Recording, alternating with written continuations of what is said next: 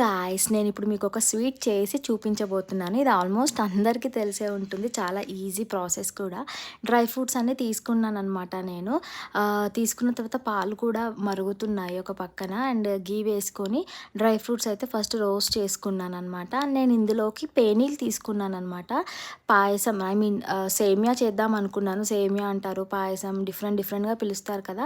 నేనైతే పేనీలతో ట్రై చేద్దాం అనుకున్నాను. ఫస్ట్ అయితే ఇవి బ్రౌనిష్ కలర్ వచ్చే వరకు డ్రై ఫ్రూట్స్ వేయించుకున్న తర్వాత మళ్ళా ఘీ వేసి పేనీలు కూడా కాస్త రోస్ట్ చేసుకున్నాననమాట. రోస్ట్ చేసుకొని తీసి పక్కన పెట్టుకున్నాను.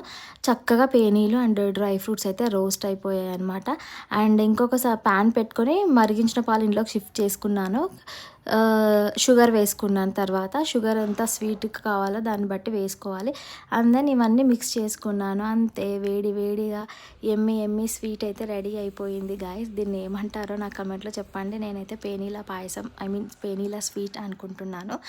అండ్ స్వీట్ అయితే చాలా బాగుంది. బేసికల్‌గా నాకు స్వీట్స్ అయితే రావు, కానీ ట్రై చేశాను ఏదో, కానీ చాలా బాగా కుదిరింది షుగర్ అదంతా. వీడియో నచ్చితే ప్లీజ్ లైక్, షేర్ అండ్